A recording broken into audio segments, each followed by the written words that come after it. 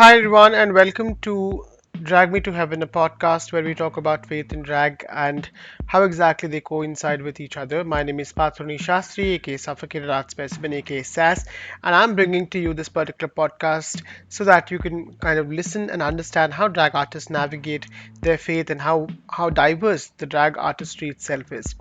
I have been talking with a lot of drag artists across the globe, and we have been getting very wonderful views as well as reviews from people across. So, if you are new to this particular channel, please do go ahead and subscribe.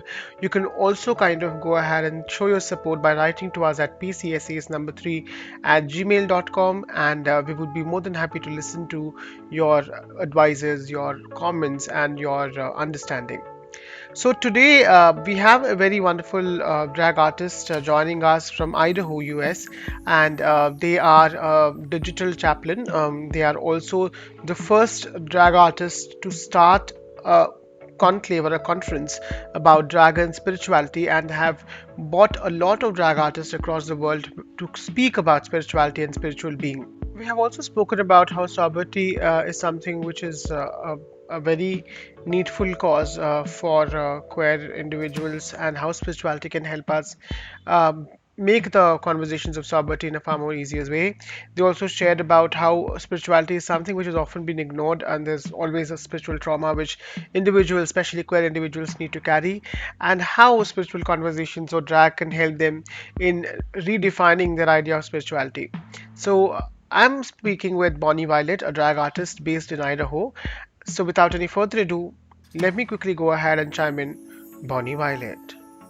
Hi everyone, my name is Patruni Chidananda Shastri, aka Suffocated Art Specimen, aka SAS, and I'm a drag artist from Hyderabad.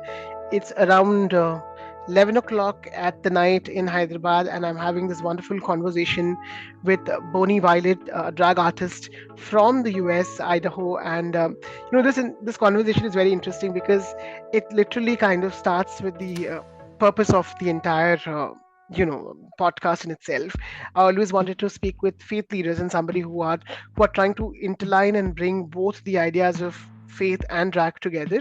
And somewhere or the other way, my search started with literally going ahead and pasting two keywords on the internet, spirituality and drag, and later realized that there's an entire conference which is happening about drag and spirituality, which is done by Bonnie Violet in Idaho, and there was also a lot of content, a lot of faith leaders who kind of came and spoke about their journeys. So, which is a very interesting discovery from my end to start with, and that's when I reached out to them, and they started kind of going ahead and asking about how can we kind of have this conversation on this podcast. And thank you so much for accepting it.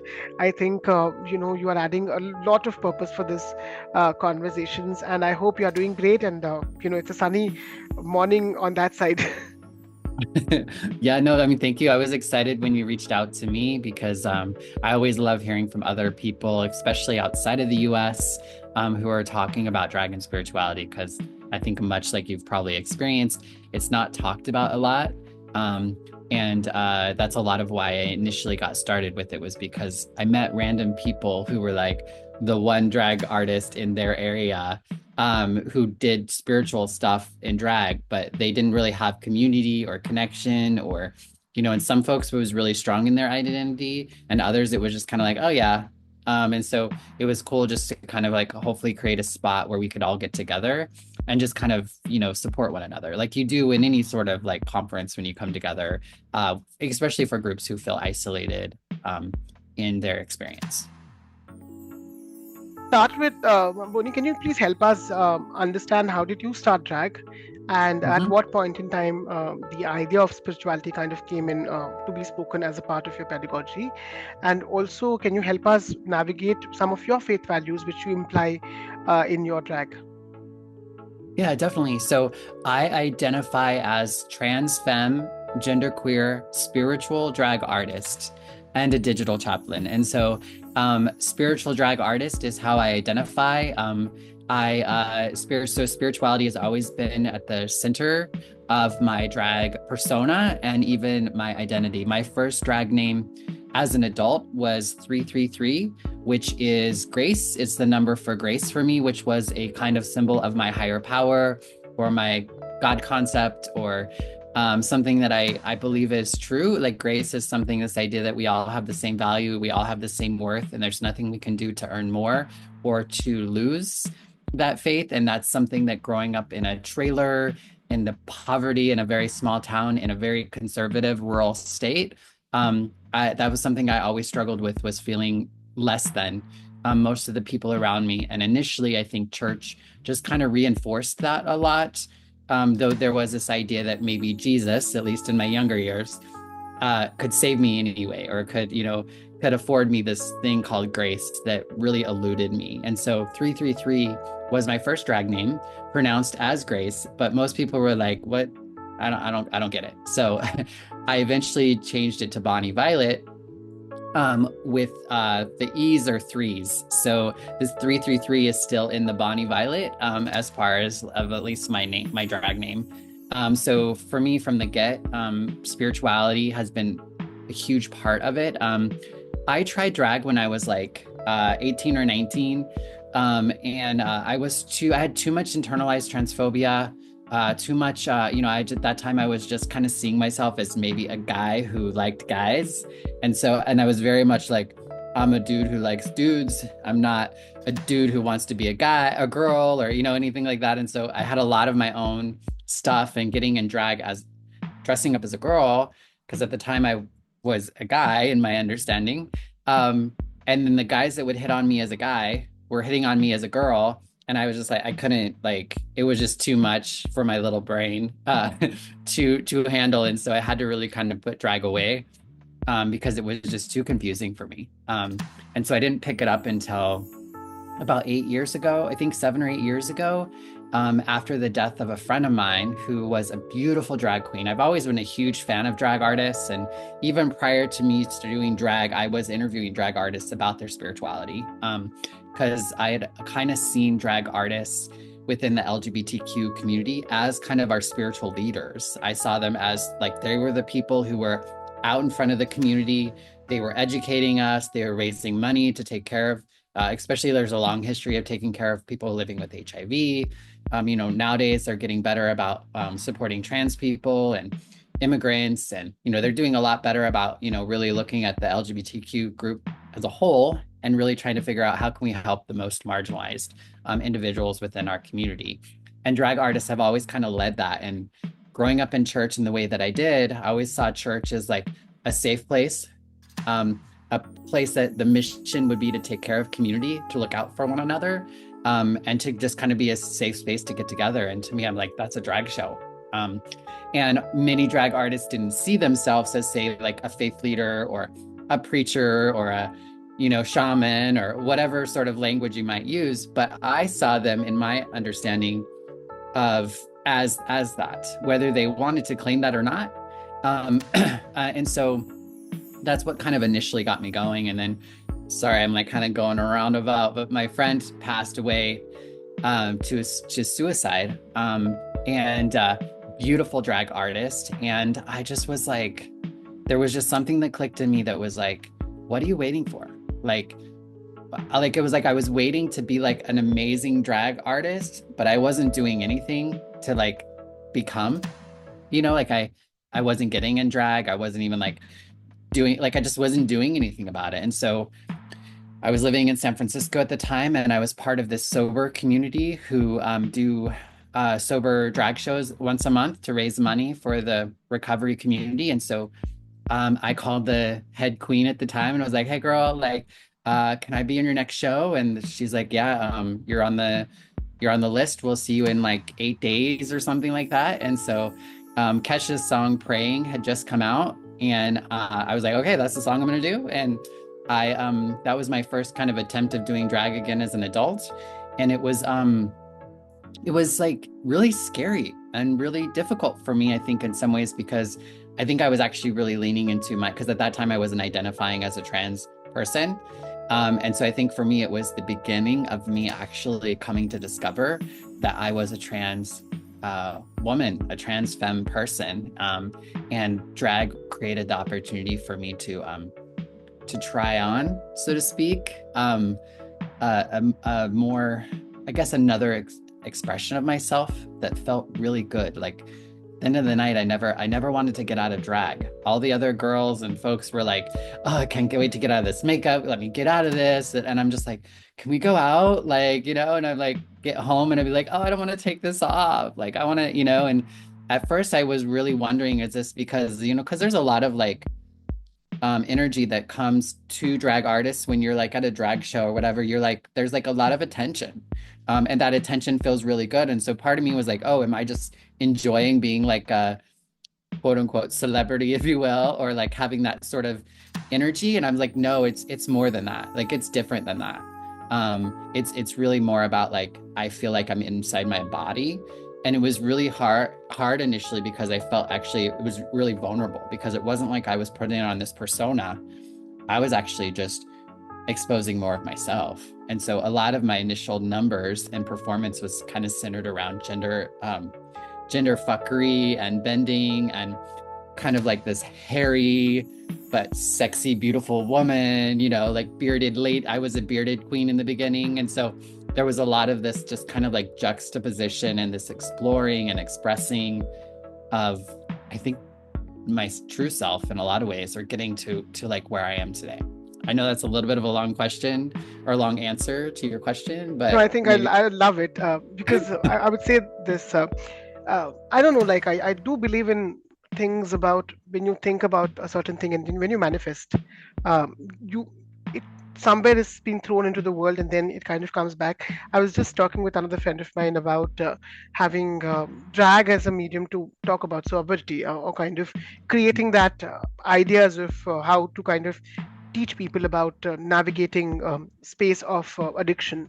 And you also kind of mentioned about how exactly there's this constant fear initially to kind of accept our transness, because I know that I was gender fluid since the beginning. Kind of came out as gender fluid, but I never wanted to kind of claim the trans label to it because somewhere or the other way, India has a very visible trans community, which is the trans hijra community, which is there, and I had a fear that okay, if I start using the label trans, it might kind of juxtapose me into the same conversation. But I started doing drag, and somewhere or the other way, it gave me a lot of courage to reclaim my trans identity and started using it, or kind of seeing that okay, I'm a part of the trans umbrella as well, and I don't need to be shied out or fear about getting visibly getting trapped into a certain kind of an imagery, because somewhere or the other way there's no difference in what I do on stage and what you know my transgender people are living. We both are same, it's the same thing. It's just that I don't have the courage to accept this label. So it's very synergical in that way when you shared about your journey, and I could relate, in these experiences as we kind of talk. Coming back to the question which I wanted to kind of ask is.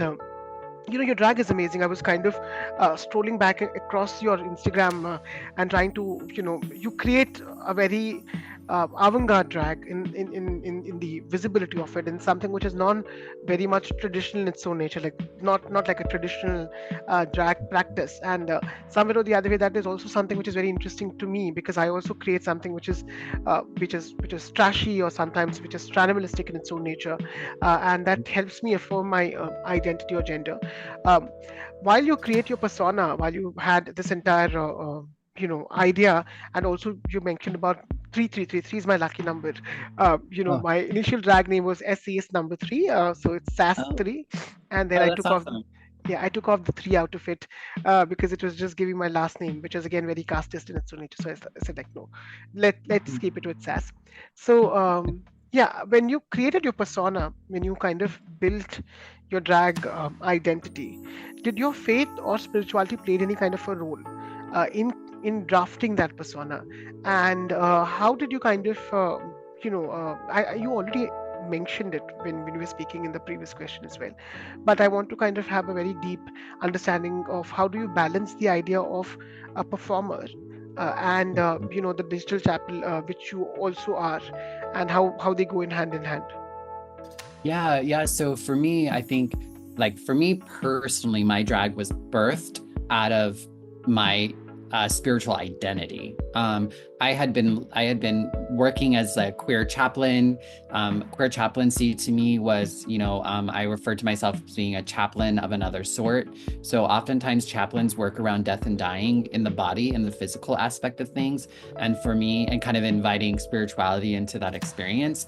And for me, I was more of, maybe some folks have referred to it maybe as like an identity doula, and the idea of like, I believe that death and dying happens when we come to see ourselves differently. And so when we have an identity shift or come to a new understanding of ourselves, something dies and another thing lives. And so oftentimes as queer people, we are told that spirituality is no longer an option for us or can be part of that identity. And maybe even some, in a sad way, we're now soulless or we're without spirit, which is just a devastating belief that I struggled with for a really long time. And so once I got sobriety really opened up that idea that maybe God could love me and maybe I could have a relationship with God. And for me, it was really coming to the awareness that I had already actually been a spiritual person. I had been tapping into a spiritual, like to me, I identify spirituality as anything that lifts me into more of who I am. And, and for me, it was my masculine moments. It was my femininity. It was my long earrings. It was like, for me, those were ways of me expressing my spirit, what dwelled within me on the outside. And the more I did that, the more queer I became.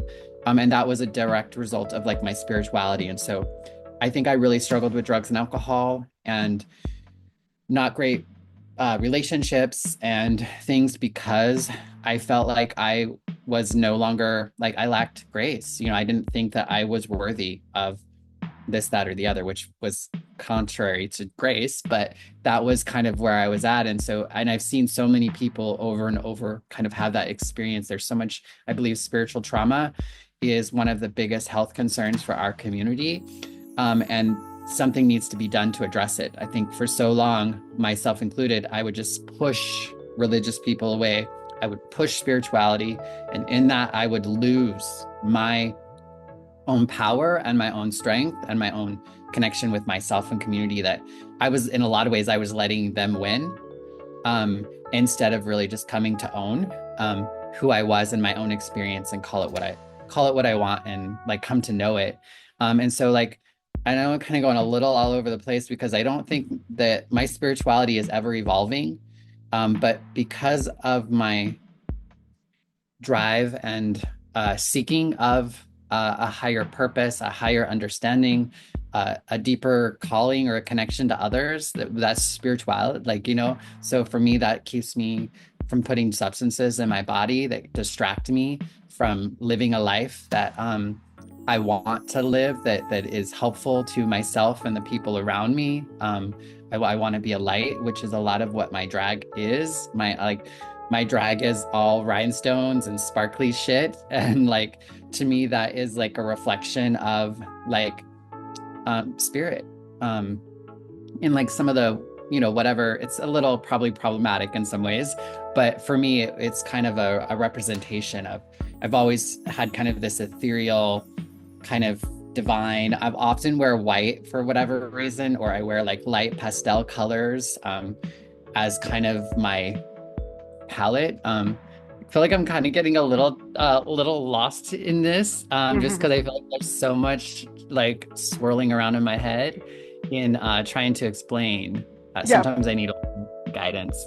no worries. Please go ahead. I think I need all your thoughts, if I could say it in that way. And all thoughts are something which adds up a lot. I would also kind of chime in. I have this habit of having conversations driven and not worry about the questions, because somewhere or the other way, you know, when we ask a specific question, we are just looking for a certain experience.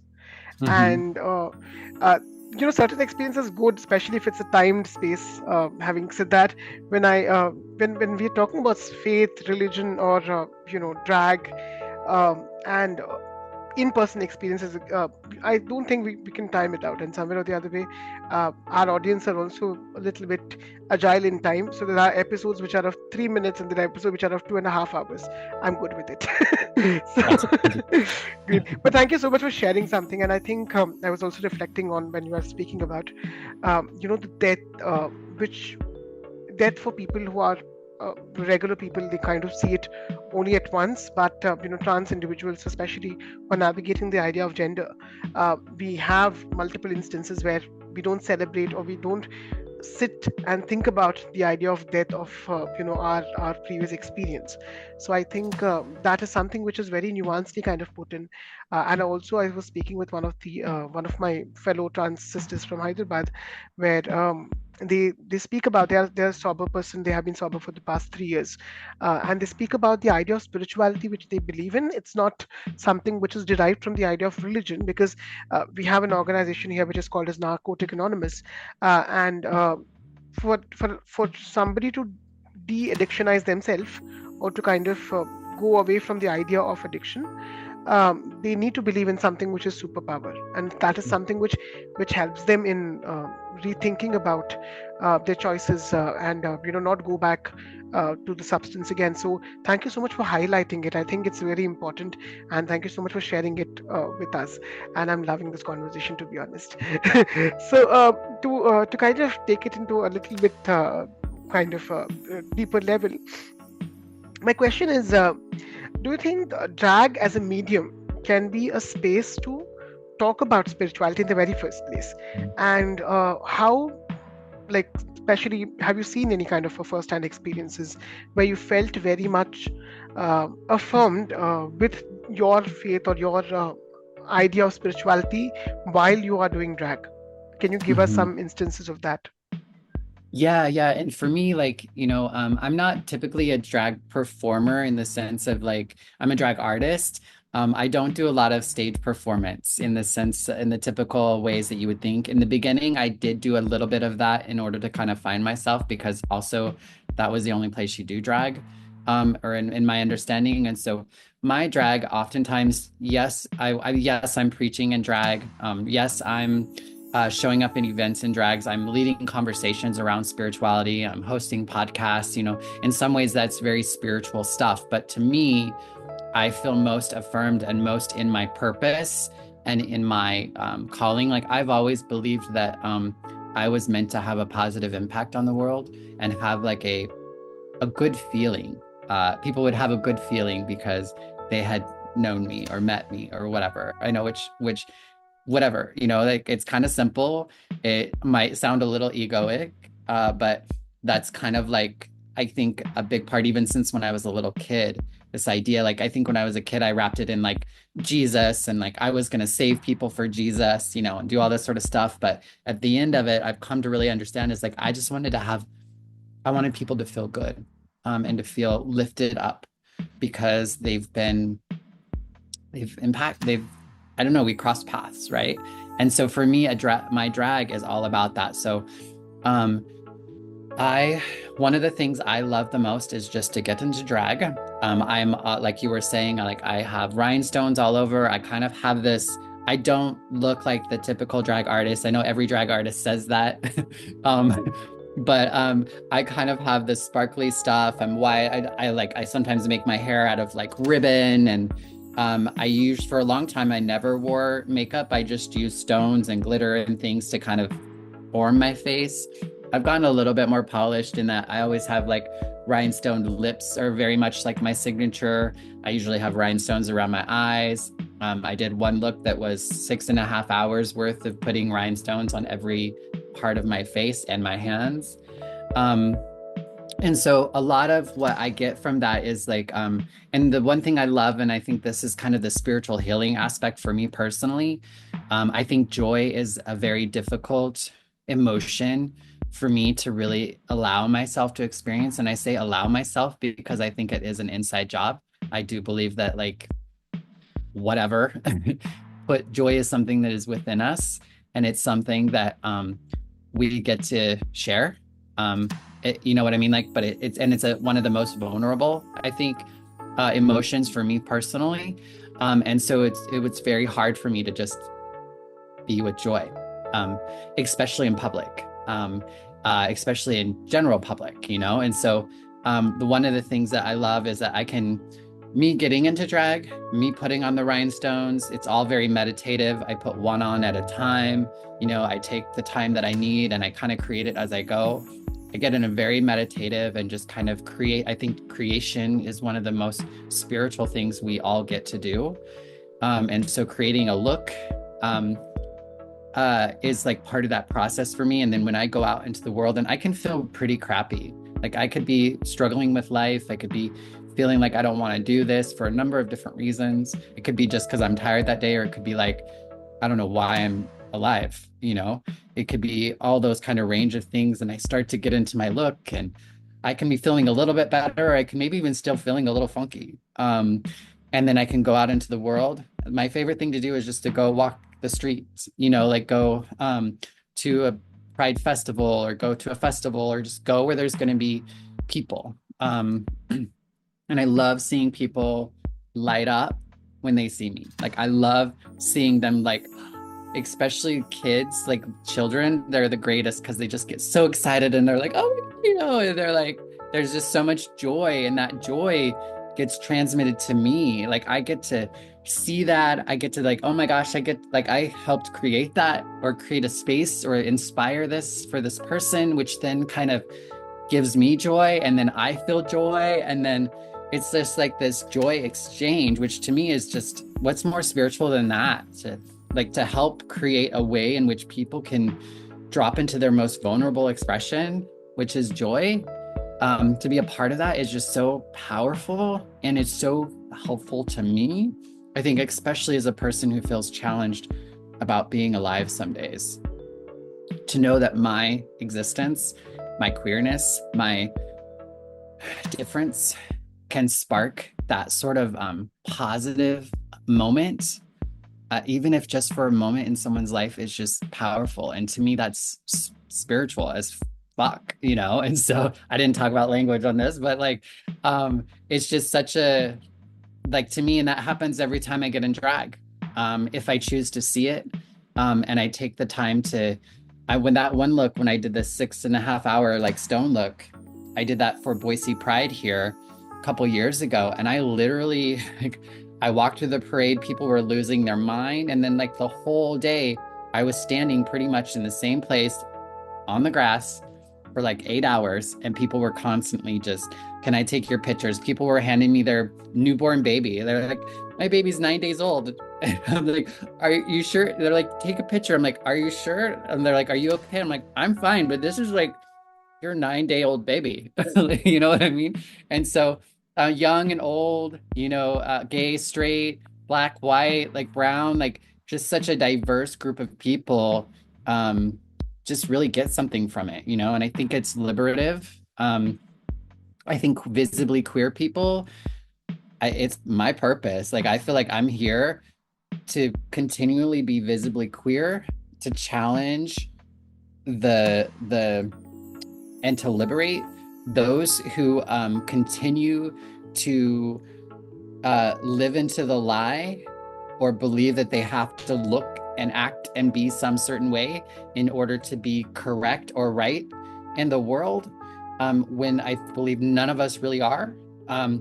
And queer people, we're like, no, we don't have to do that, and that's why people find us so scary, because we challenge those, and there are so many people who are unwilling to challenge or to let themselves experience joy or pleasure or happiness that might not look like what everyone else is doing or what's perceived to do in order to like have that sort of experiences. So it's all about liberation and freedom and joy, and like that's what I believe my queerness for me is. Maybe not everybody has that relationship to it, but I think that's the impact we have.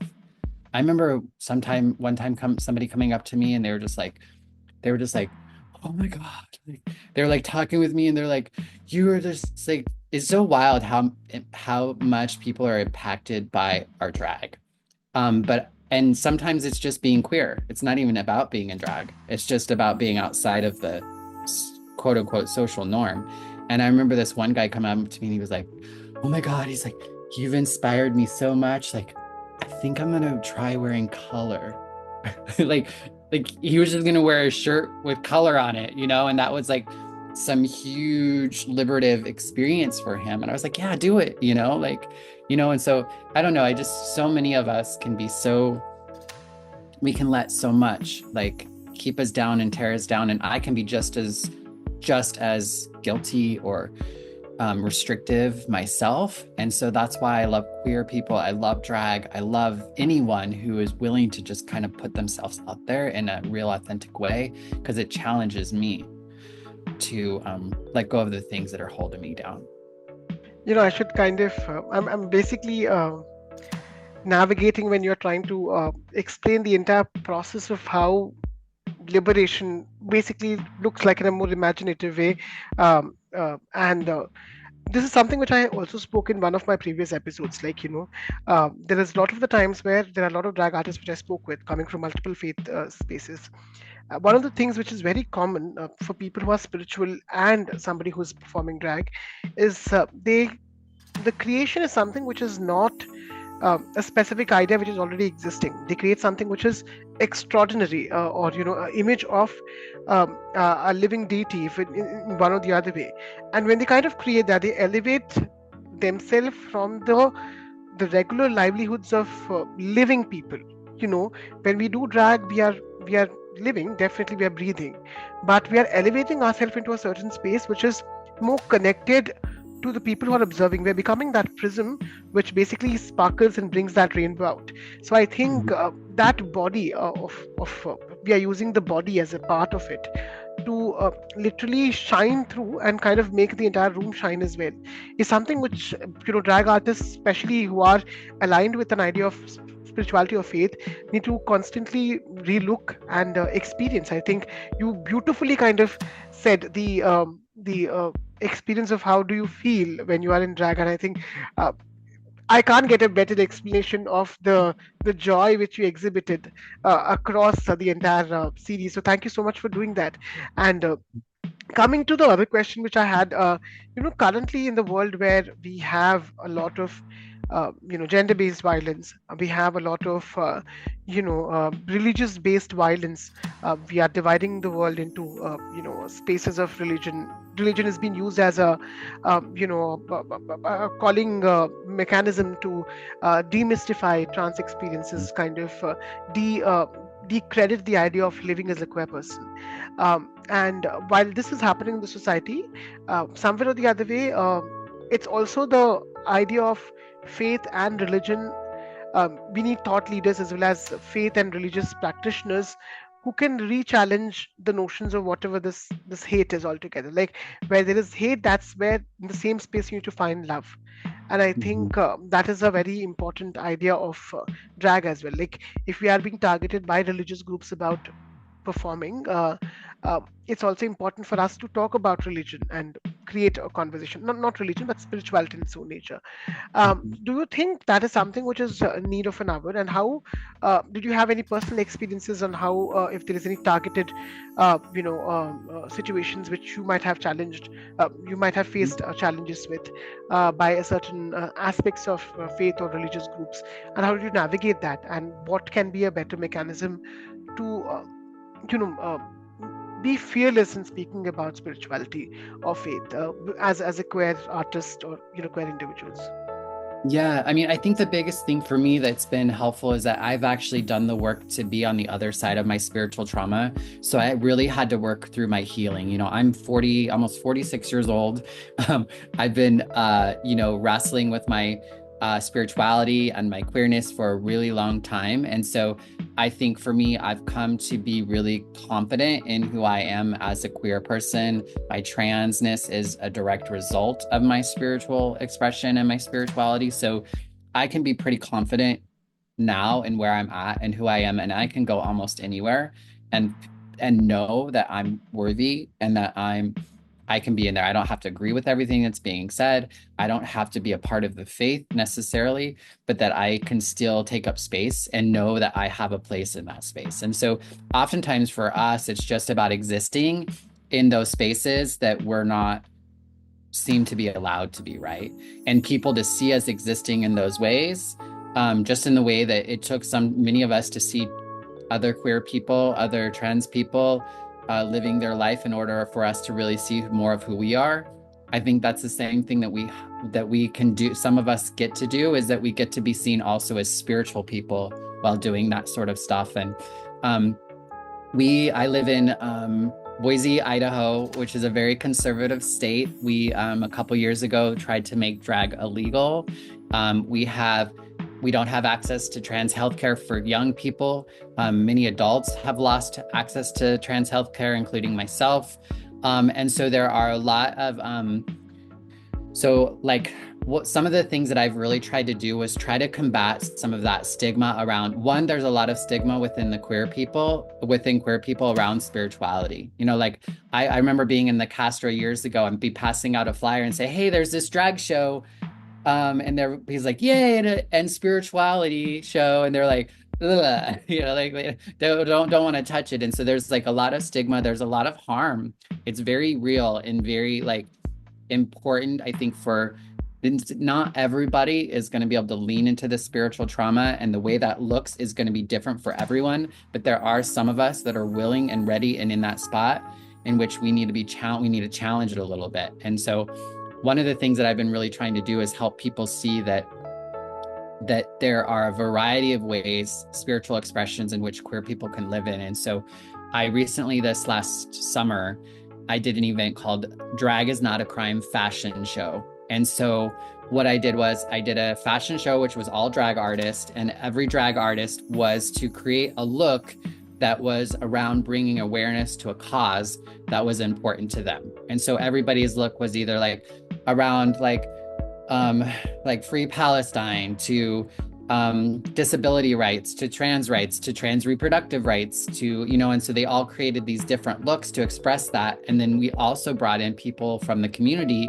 to kind of be ally models in between, palette cleansers, if you will, in between each look. And they were like a pastor who is supportive of trans people, or a doctor who provides trans health services, or, you know, just kind of a way to kind of highlight different things so people can begin to see that there is a strong community of drag, and drag matters, and people, these are the things that people care about in drag. But one of the things that I did was, so one, it was all ages, which does not happen much in this area, and it was free, and it was almost completely funded by communities of faith. So we had churches and synagogues and different groups chip into sponsoring so that we had money so that we could provide it for free. So we had over 300 people show up to this event, which was insane. It was really powerful. And part of it, again, was beginning to help, because people then came to this event and they saw that the synagogue was signed on, and this Christian church, and this, that, or the other. And so they can begin to see that maybe there are communities of faith that will support them in their drag or their transness or whatever kind of otherness that has caused people to either leave a religion of origin or a religion maybe that they feel drawn to for whatever reason. And so I think a big thing has been for me was just creating this idea that you can exist, and you can exist in all these different forms.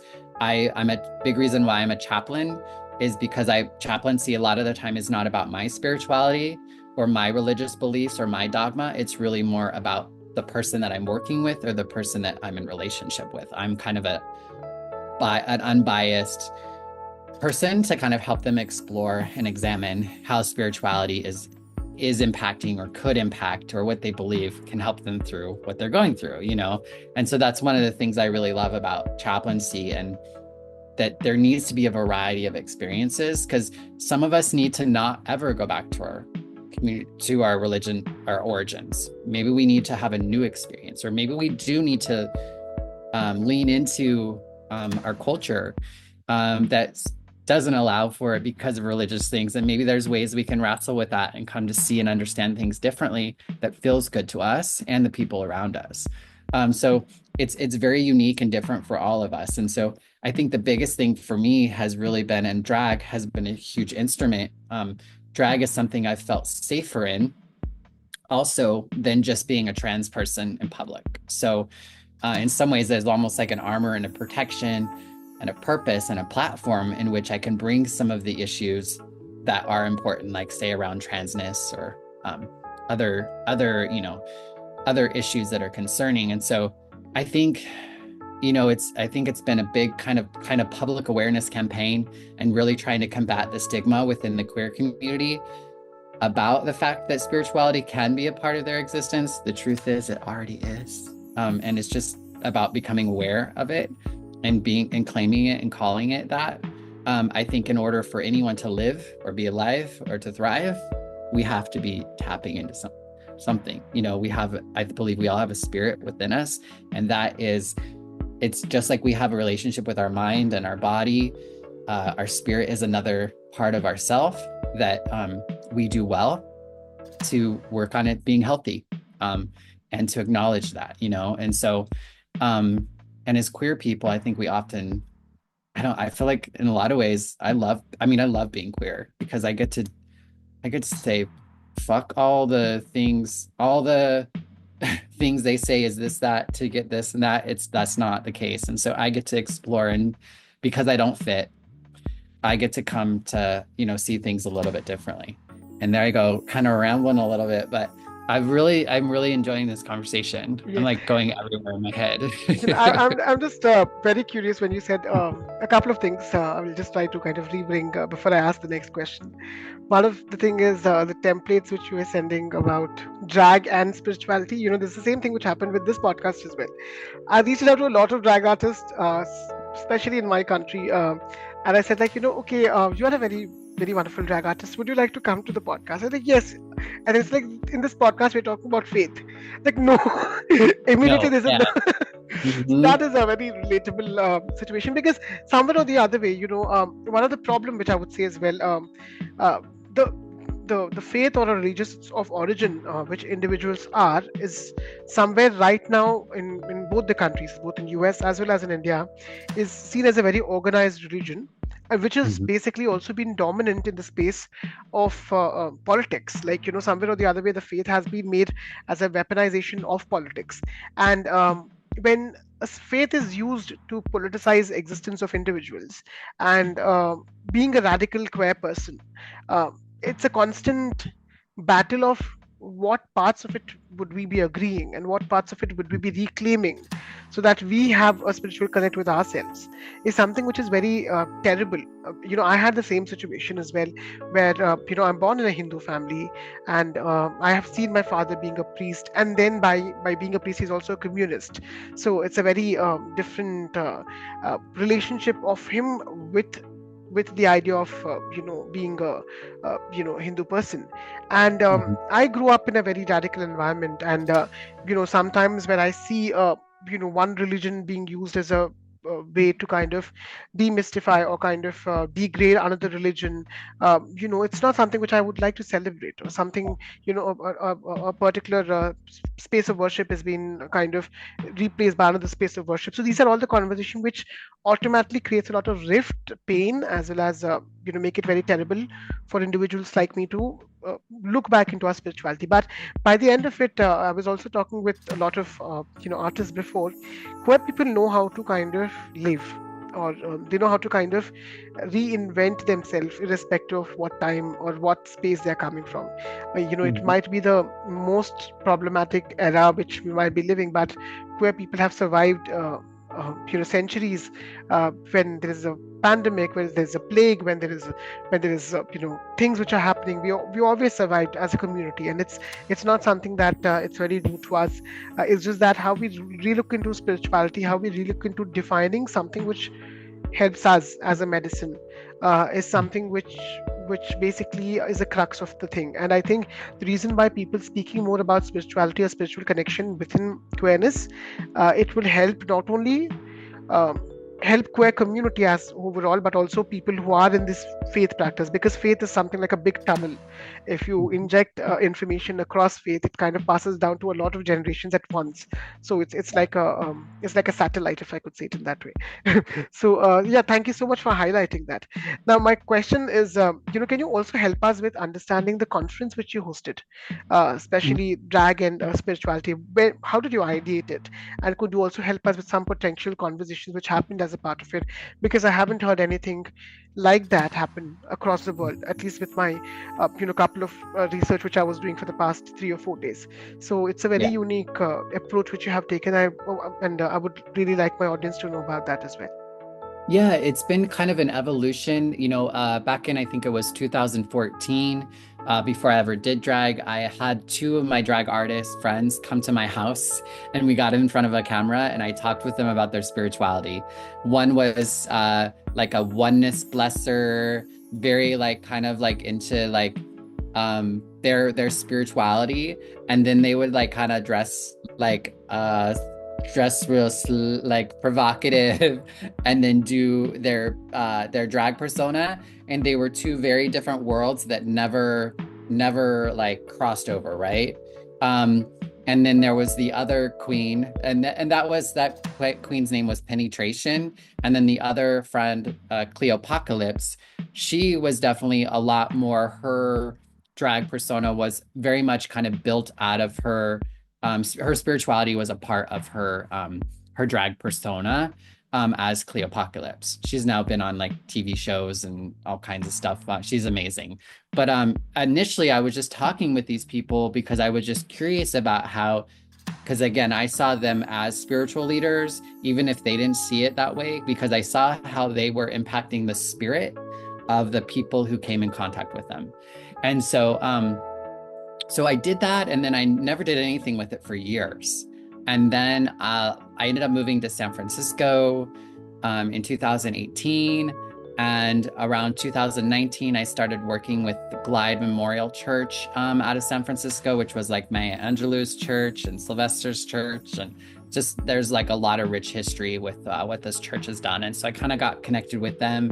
And then I did Dragon Spirituality conversation where I interviewed three other drag artists who had around their spiritual experience, from Faluda Islam to Land O'Lakes to it was like very much from indigenous to Muslim to just a diverse group of people. And then so we did that, and then kind of did a service, um, and then was kind of continuing to do that the next year, and then COVID kind of happened.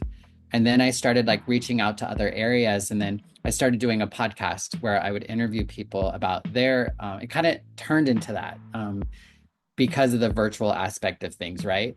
And so in that, I started to meet other people from all over, like the US and Canada mostly, a few folks in the UK, and started having conversations and interviewing folks. And every time I interviewed them, they're like, "Oh, I'm Flamey Grant, and I'm in like San Diego, or I'm I don't know, like I'm in Alabama, or I'm in Toronto, or I'm in Vancouver, or wherever," and they're like feel like they're the only drag artist who is spiritual in what they do, and they're kind of like maverick in it. They're like, yeah, and it's like, and the more I talked to people, I heard a lot of isolation. I heard a lot of exploratory stuff. There were some folks that were very solid in their connection, and other like Miss Pentecost, who's like, she's going to church to be a pastor, and drag is a big part of that, to like other people that are like, nah, and so it was just kind of cool to start, because one of the reasons why I started doing that is, one, I wanted other drag artists to see that spirituality can be a part of your drag if it isn't already, and how do you work to integrate that. I interviewed people in a way that I was helping them lace their drag narrative with the spiritual thread. So some of the folks I was talking with was actually working to help them integrate spirituality into their drag, or for them to see that it was already there. And then so I wanted other drag artists to see that so they could exist differently, or maybe re reconnect, or I don't know, whatever. I just thought it might enrich their drag for some folks who were looking for that. And then I also wanted people who didn't do drag to have an opportunity to see that there was more to us than what they maybe saw on television, this, that, or the other, good, bad, or the other, that they could see that there is another layer to us. And in talking with drag artists about their spirituality and their experience, they're going to talk about transness and gender expression and HIV and addiction and recovery and disability and race, and all these sorts of things are going to come up. But because I'm talking to them as drag artists, which is kind of like a performance, they're kind of putting themselves out in this way. It almost, again, kind of like for me, drag was this like protective space for me to talk about some of these things in, because it was just a little bit of removal, right? A little bit of distance from it. And so my hope was is that other people who weren't us could come to see us a little bit more. And so basically through that process, I just met so many people from all over, and I wanted us to come together. Like I wanted us all to be in the same room. Partially because half these people I met, I fell in love with, but I only knew them from talking to them, and I was like, I want to like hug you and touch you and like, just get to know you. I want to be around you more, because I myself too, I also feel like I'm all alone in this like blah, blah, blah, and the truth is we've been around for a long time. I think it's always been there, and whether it's called drag, this, that, or the other.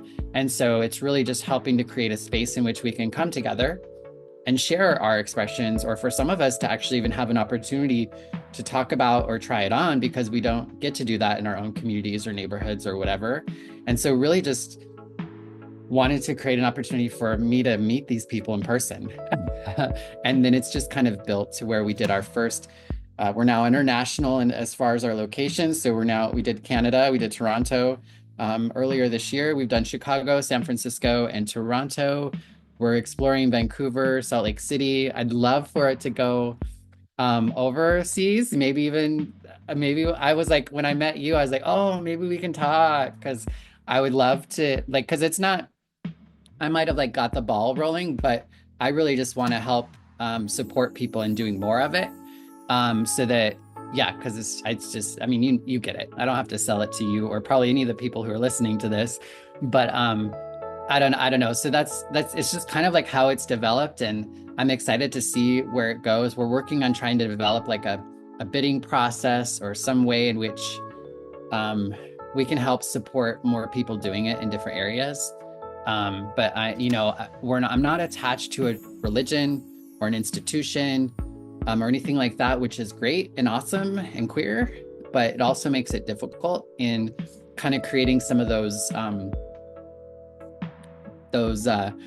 very conventional, even, kind of ways in which people get together and share information, and, like, so that it takes some organization, it takes funding, it takes all those sorts of things. And so for accessibility, I try to move it to different parts of at least it's been US and Canada, kind of different locations so different people can come. Because of location, we always try to make it virtual in the aspect that we always live stream it on YouTube and have options that people interact with us live.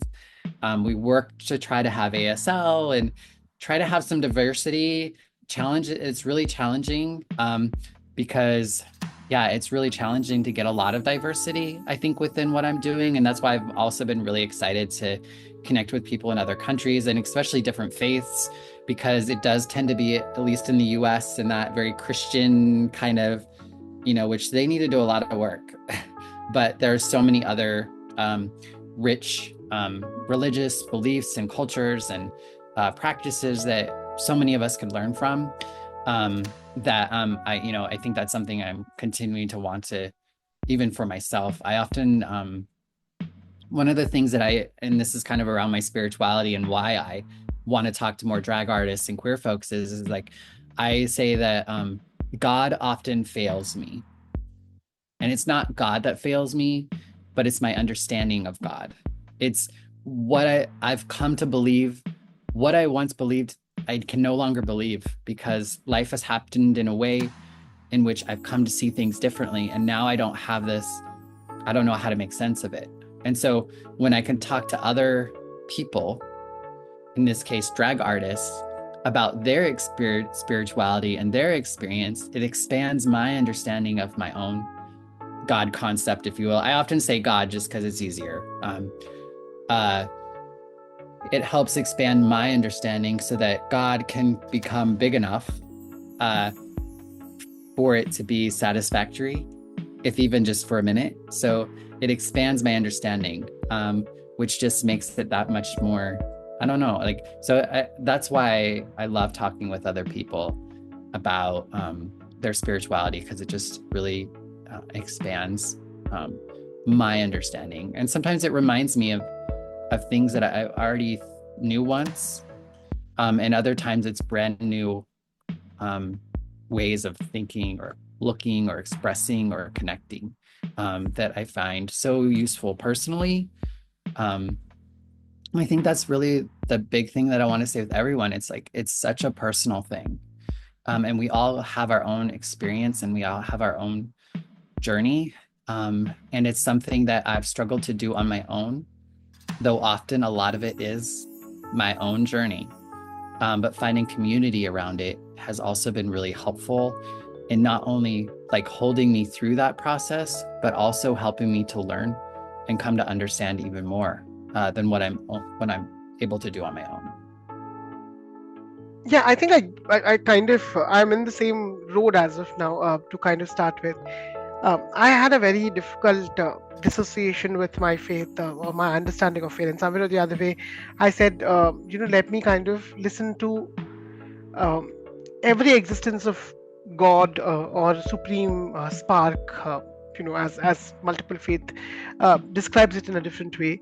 And let me believe that, whatever somebody is kind of believing in, let me also believe. Let me be a believer of everything which other persons would believe. And somewhere or the other way, that helped me kind of craft very much of an interfaith conversations within my own self. But I was very helpless to kind of use that in my day-to-day life. Like, though I might be very into faith, but right in front of me there is this entire debate of religion, or the debate of Mhm. conversations happening. It becomes even more challenging for me to kind of redefine my own faith or my own values.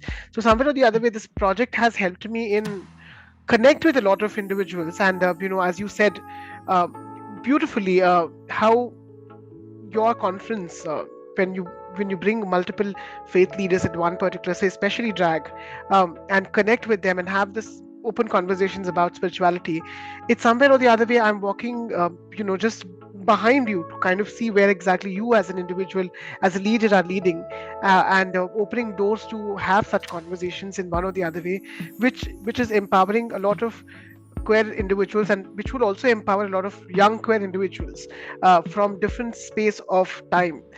I spoke with more than 15 drag artists across the world, and out of them, each of them had a very nuanced understanding of faith. And when I reached out to you, with the work which you have done in this particular space, I realized that there's even a lot more conversations which need to be kind of learned as well as decoded, and be a part of this whole process of understanding individual journeys, and understanding individual experience. And thank you so much for doing what you do, because that somewhere or the other way is um, leading to another counter conversation in a country like mine. So Mhm. it's somewhere or the other way you started it and helped me in gaining the momentum and see what exactly I could experience while having this conversation. So thank you so much for that. And I'm at the last part of my question. Could you give us one advice or anecdote for the younger audience, and especially people who fear speaking about spirituality, or at least accessing the idea of spirituality, being a queer person or being a drag artist? And especially there are a lot of drag artists who would like to dive into spirituality, but they fear about what would people think, or somewhere or the other way you said about your spiritual trauma, and as somebody who's performing or having this redefined idea of drag being a very sexual art form, or drag being a very entertaining art form, and somebody who's navigating those kind of spaces, somewhere they're not checking up their spiritual trauma, they're not tapping into their spirituality. What would be that one advice which you would like to give to them, so that they can sit, pause, and realize, and get back to what they do in a far more better way? Yeah, I mean, I think the biggest thing with anyone is really just like your I feel like my only job in life is to do me the best way I can. And the like I think and I kind of said this a little bit earlier, like I think one of the things I love about it being a queer person or a trans person or a drag artist is that like I get to make up my own rules. And a big part of my existence and how I'm creating myself is actually to be against the rules, so to speak. I think that taps into the whole idea of like drag being a protest and queerness being a protest, and you know, and it doesn't necessarily have to be that way, but I think if that's helpful to tap into that energy and that spirit behind it, it'd help you. Like if you are a spiritual person and you love drag, then fricking do it. Like no one gets to tell you how you do your drag, and no one gets to tell you how you do your religion or how you connect with God or how you believe or come to believe what you believe. Like you get to determine that for yourself. And the reality of it is you see things the way you see them. Like you're never going to see the way other people see them. Some people will say words to you that to them they think it's really clear, but you're hearing something completely different. And so it's like I think the big thing is like own, like just be like, yeah, I'm queer. Yeah, I'm a drag artist. Yeah, I'm trans. So yeah, I'm gonna freaking serve communion in drag because I like communion and I like drag. Like, I don't care. You know what I mean? Like, it's not that serious and it's freaking ground shaking and it is like powerful. And so I think it's just that interesting balance of like not taking it all so serious. And if that's what allows you to kind of like fuck with it a little bit, then don't take it so serious. Or if you need to take it so serious, think about protest and liberation, like do it on purpose. Like, yeah, I'm doing do this. And yes, I'm doing this thing and I'm not supposed to because that's why, like, and just I think really owning it. And it doesn't, I think drag is a great vehicle for that, and so because sometimes it can be harder as a queer person or as a trans person because we're honestly in some ways we're just existing. We're not trying to teach anyone or educate anyone or maybe even change the freaking world, but we are just by existing. But that's not always something that we fill up for, we want to identify with, nor do we need to put that much energy into, right? I think that's a God thing. That's like, that's God doing for us what, like we're just existing. That other stuff is like, outside of my power, really.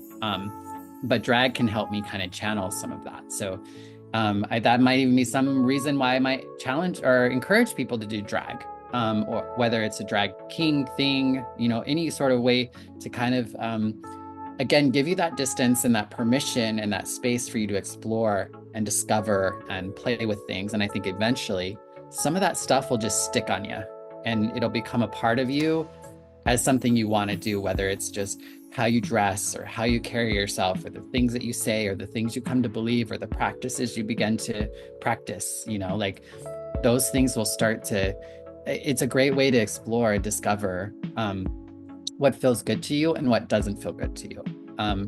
And it really is such a personal job. I think one other thing I would say is like to really try to let other people have their own beliefs too. And that can be really hard.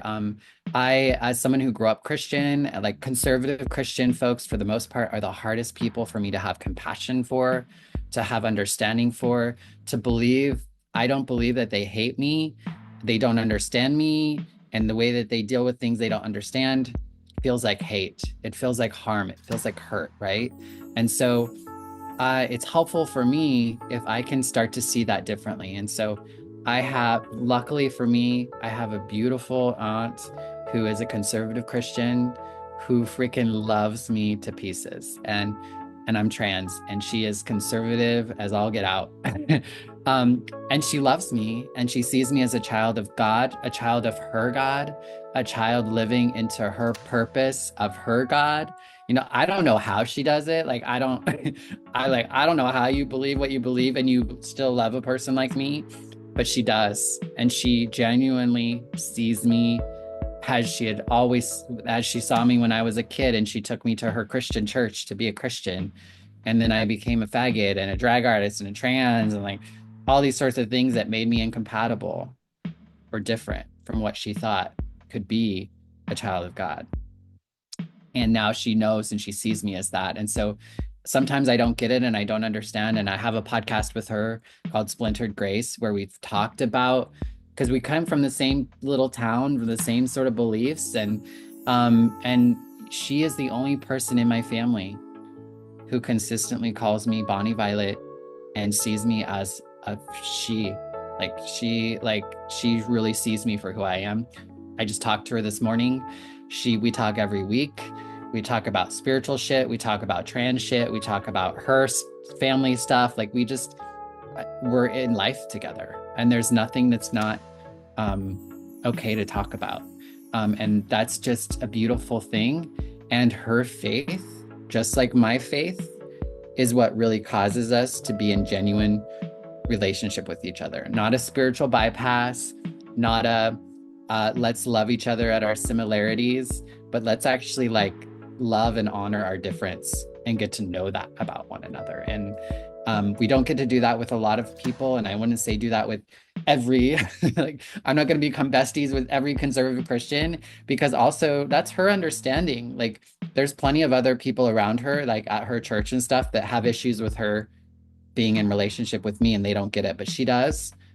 And I do. And like, I don't know. I think I learn so much more from people who are different than myself, that if I get to be in that space and can honor and show up in that space in a way that's respectful to them and them with me, there's just so much more to be gained from that.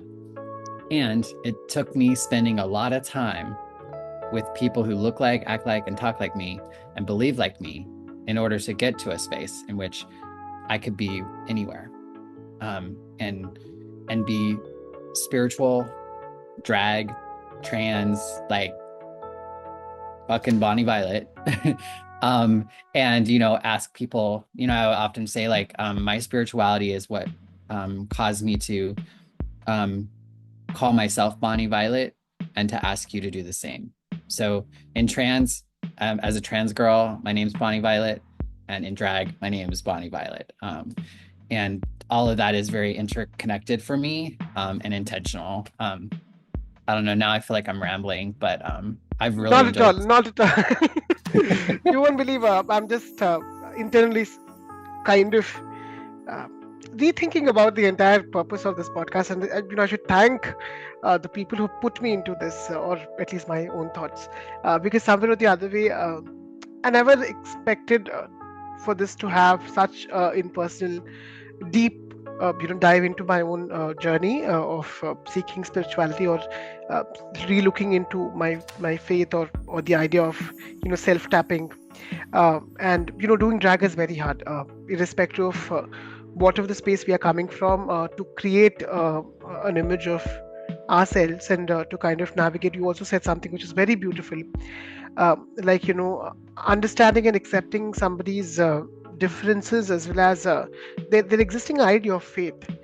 Sometimes what exactly happens is that because you are being hurt by a certain system, you try to cause the same hurt to the others, irrespective of not tapping into it. I was in that space. I was the person who might have called out a certain person because they were doing a certain kind of a thing.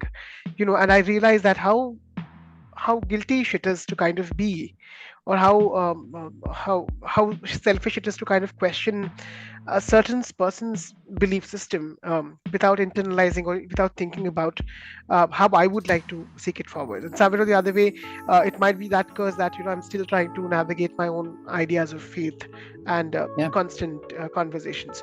So I think that is something which is beautifully put. So thank you so much for sharing anecdotes of the same, and Yeah. thank you so much for having this wonderful conversation.